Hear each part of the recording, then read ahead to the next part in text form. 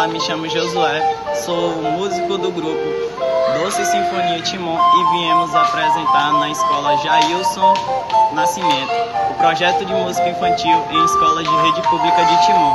Esse projeto foi contemplado pela política Aldir Blanc, Fomento à Cultura através da Fundação Municipal de Cultura de Timon.